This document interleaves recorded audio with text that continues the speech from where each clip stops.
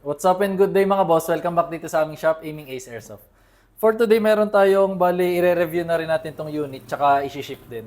Kay ano nga pala to, kay bossing na taga Batangas City. So code nito is ENC854 na color black na M-lock. So sa box niya, yan, makakita kayo ng owner's manual. Ayan. So manual yan. Then ito yung parang signage niya. Yung parang pang display, pwede. And then, so, yan, ito yung unit itself. So, mamaya na natin siya ipapakita sa inyo. Tapos, battery kasama na nga pala. Yan, LiPo na battery. And then, may kasama na rin siyang charger. Tapos, advice lang dito sa charger, pag gagamitin nyo to ay, wag kayong gagamit ng fast charger. So, yung normal lang na adapter or socket. Tapos, ito yung magazine. Yan, mid-cap na magazine. Tsaka may kasama nga rin pala siyang parang base plate ng magazine. So, pwede nyong tanggalin nyo lang tong ilalim. So, ipe-press nyo lang yan. Tapos, pwedeng ito ikabit nyo. Isa-slide nyo lang siya. Ayan. So, may maliit na screw lang dito. Ayan. Para maging ganyan yung design niya. Depende sa inyo kung gusto nyo. Tapos, proceed na tayo dito sa unit itself.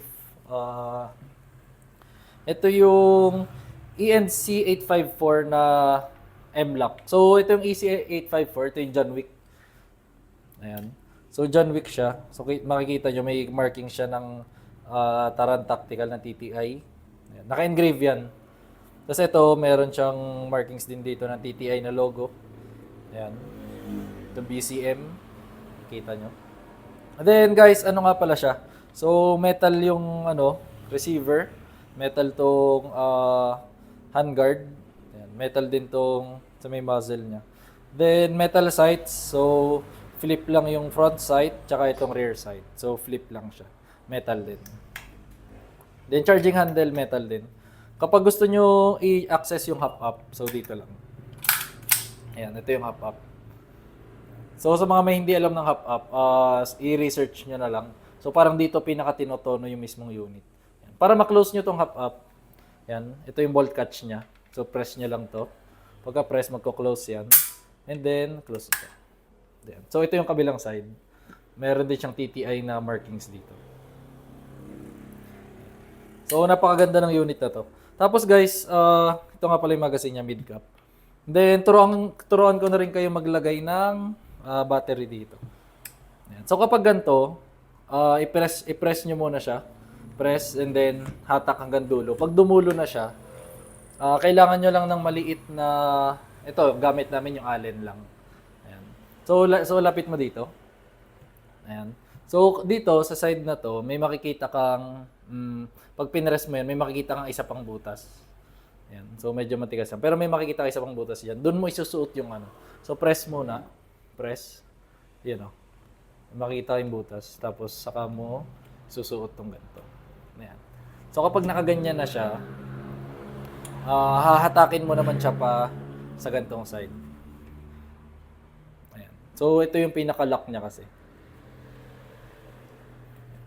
So kapag ganito ginagawa ko sa kanya eh.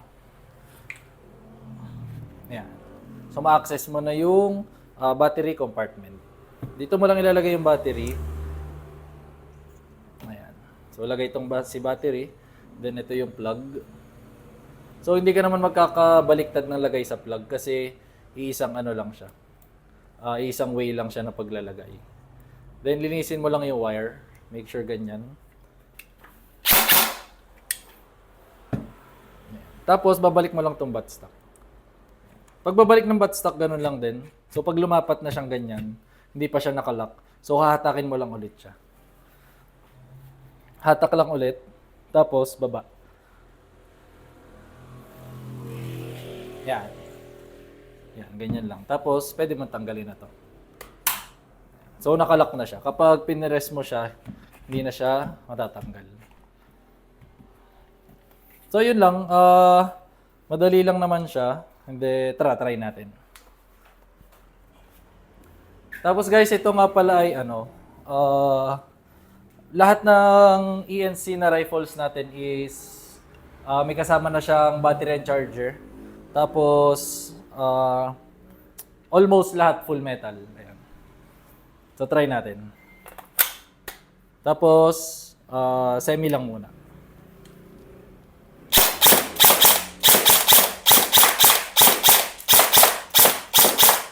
Tapos full auto.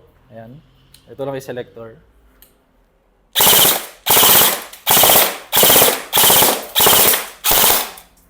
So, ayan.